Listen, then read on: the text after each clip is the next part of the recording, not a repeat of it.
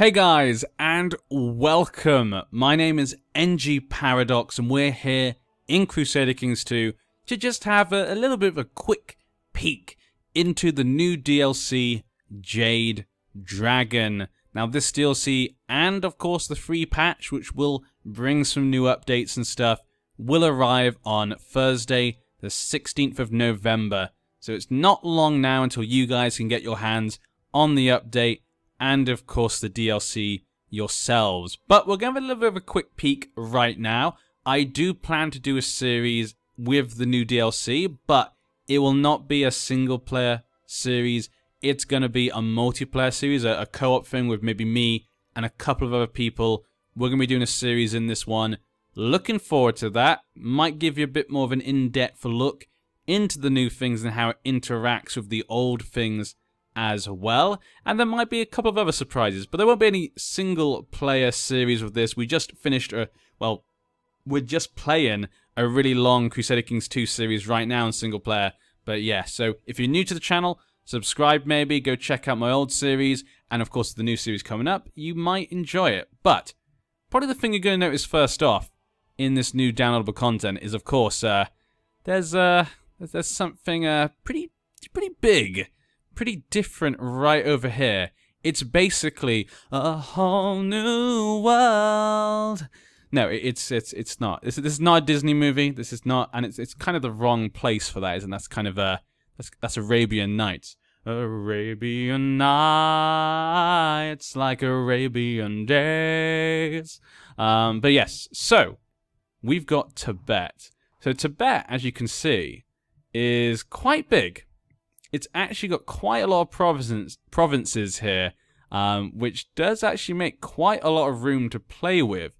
Now, it does start off as an empire. So if you're playing in 769, the year 769, this is how it will look.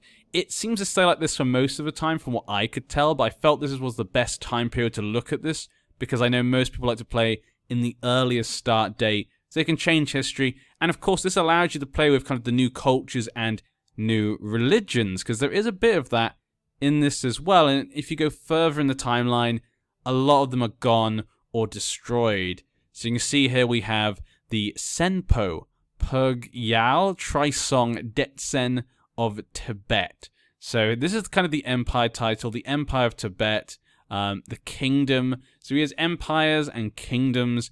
Nice big empire just then. I was surprised it was actually an empire title, but when you actually look at it, yeah, it's quite big. It's quite big, so it probably should be this. So he starts off as the emperor. He is a Buddhist, but just because he's a Buddhist does not mean the whole of Tibet are Buddhists. If we click on religion here, you can see there is a religion right here, and of course a Taoist religion up here, but that is because that is actually the Western Protectorate. That is actually basically the Chinese. Protectorate General, I cannot, Guao Xin of the Western Protectorate. So you can see there he kind of controls that. He only has 730 men. Now I've not been able to have a good look at the DLC just yet. Like I say, I've just got it. I'm just taking a sneak peek before I start my own stuff in it, just so I can know exactly what to expect. I'll tell you what though, likely my series is going to be starting in Tibet, the multiplayer one. That's likely what we'll be doing. He's obviously a Han culture, Confucian bureaucracy. Now, you can't play as a Confucian bureaucracy. So you cannot play as these guys, sadly, but you can interact with them. And there's lots of new rules now. So when you start the game, as usual, they've added more rules. So you can actually choose how the Protectorate and China will interact with the rest of the world. I think you can even change how far their kind of interactions can be in the world. So that's interesting. And obviously there is some new things with the Silk Road. Do we go? Is it trade? Yeah. There's some new stuff with the Silk Road. You can see there's a bit more dynamic in some ways. Does it go through Tibet much? Yeah, there's one going through Tibet. You can actually see it basically there. That's actually kind of, that makes it very easy to tell. But yeah, so you do have them, and you can interact with them. But really, he's not the man you want to interact with. He's just a protectorate. He's just a small fry of the Chinese Empire. This is the button you want down here. The Tang Empire. So you can see right here, by clicking on that button, you can now see the Chinese Emperor. Now, obviously, China's not in the game, which is a shame. Obviously, a lot of people have been asking them to expand the game eastwards. But, you know what? Personally, for me, I like what they've done, just because I like the idea that they've kind of made the East now a bit more interesting and a bit more dynamic. I think a lot of people had a lot of complaints about when India was released. They felt it was a bit boring, it wasn't dynamic, it was slightly dull. And yeah, I completely agreed at the time. But I think by doing this, it actually now makes India a bit more interesting. India now can interact with China and stuff, and the same with Tibet, and of course maybe, you know, the hordes up here. And I think maybe, obviously we'll change things around here as well. So it makes the East a little bit more interesting. So instead of just adding a massive China, which is just as dull and boring as India, because there's not enough different events and stuff, not enough differentiation, by doing this, it actually then adds to the rest of the East. So that actually makes them more interesting. So I actually think this is a better idea. That's my opinion. I'd love to know what you guys think. What do you think about the idea of them adding China like this? Do you think it's a shame? Would you rather them added the whole of China? That's a lot of land. It probably would have slowed down computers, I'd have thought, a bit as well. So I'm quite happy how they did, but I'd love to hear what you guys what you guys think. There's a lot of things involved, as you can see here. Open the policy. China is currently open to trade and interested in acquiring friends and tributaries within its sphere of influence. The Silk Road is open. This is dynamic. It will change over time. Same with the unrest.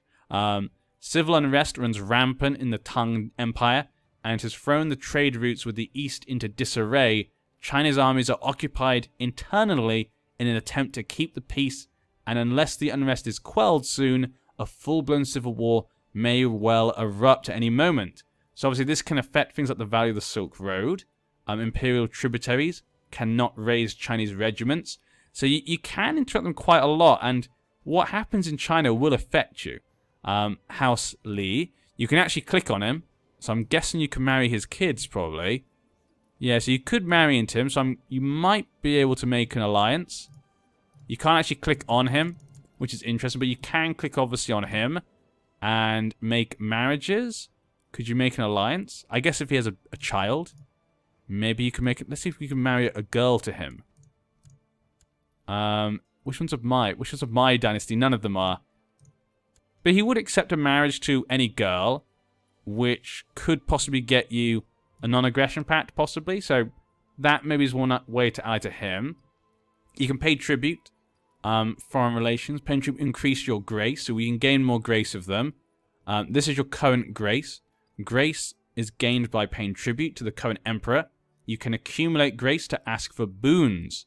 Any grace you have accumulated will be passed on to your heir.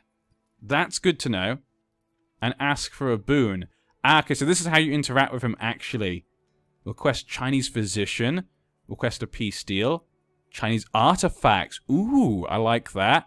Request siege engines. Oh, engineers. Request strategists. So you can get lots of different people from there. Maybe who are probably really good, I would suspect. Which means you probably could then have those people have children. You have their culture spread throughout your land. Give them titles, maybe. That could be a possibility. So you could possibly play as their culture and religion if you put them in your own place. You just can't play as their government type. So that is a possibility, I suspect. Trade contract. Request imperial marriage and request invasion. Ask the Tang Emperor to declare war on another ruler with the intent of shattering their realm. If the war succeeds, any kingdom or empire held by the target will be forcibly destroyed. China only attacks realms of either king or empire tier, which contains at least 40 counties, as anything else would be too menial for them. That's pretty cool to see.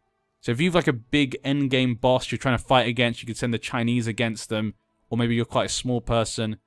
The emperor likes Indian culture, hates Africans. Receive news. Okay, so we can get news from the peace deals tributaries. So you possibly become a tributary of them, which means I guess they would protect you. So you can see there a lot of things right there involving the emperor. Let's go back to the religion. You You can see here, this is the new religion.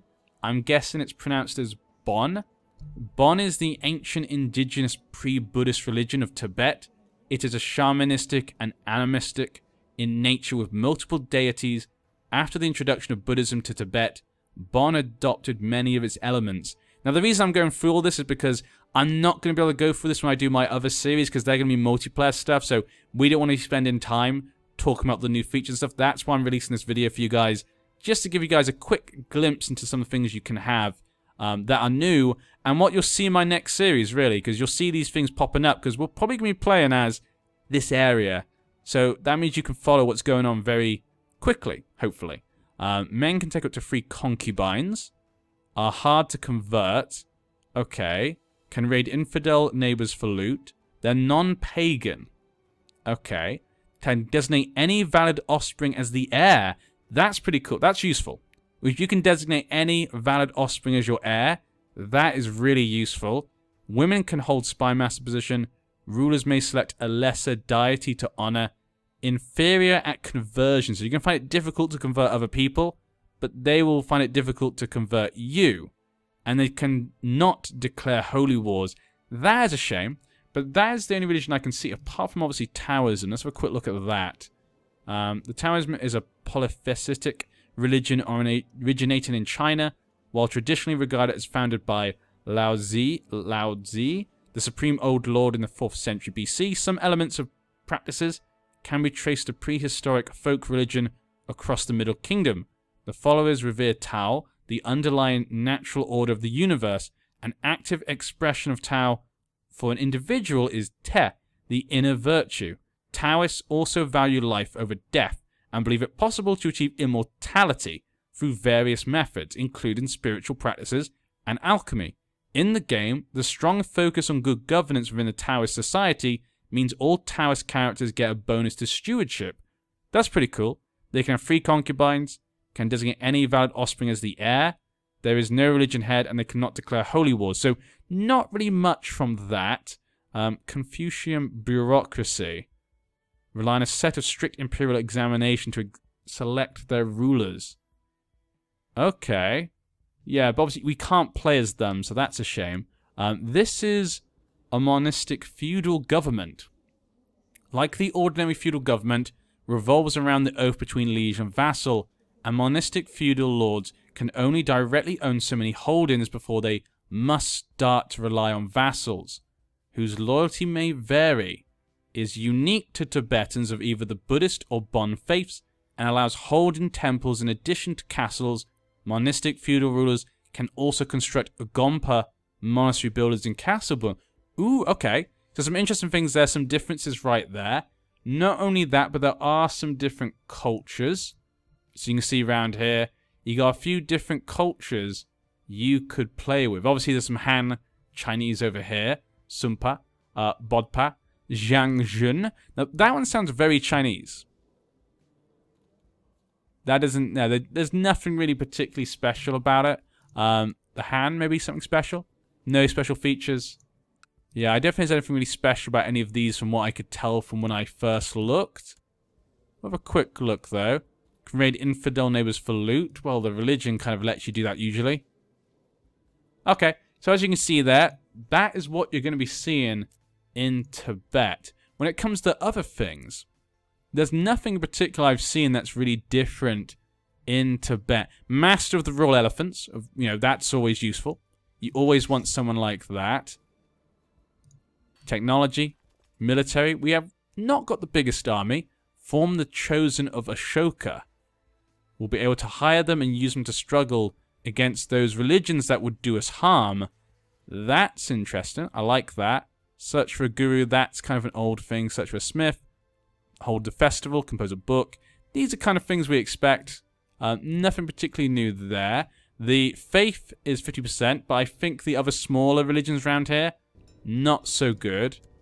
With the Savak Sangha, I should have checked whether these guys have some special, maybe, societies. I would suggest they probably do not. But that's just a quick peek at some of the new things in this DLC. Like I say, it mostly revolves around the whole China thing. You can even invade China. If you get big enough, apparently you have to get really big and strong, which might be a good end goal for a lot of people, but you can actually invade China, take hostile actions. You can raid the Tang Empire, force them open, or even invade. Let's have a quick look at this then. Realm size is greater or equal to 300. So that is really the main thing that's going to stop you right now, actually. The Tang Empire, one of the following must be true, has the stable status or has the golden age status. So really the only thing stopping you is your size. You want to get much bigger, and claimant requirements. You want to try and get a claim. None of these are true. Is an adult. Same dynasty. Interesting. Is not the current heir. Okay. So you can go and invade. So there's a lot of interesting things you can do with China. It's definitely going to make the East a lot more dynamic. And there's a few different cultures and religions to play with, which I'm definitely looking forward to trying to use. So I hope you'll join me for those series. Like I say, it was just a quick look at some of the new things. But yeah, I'll see you next time. I've been NG Paradox.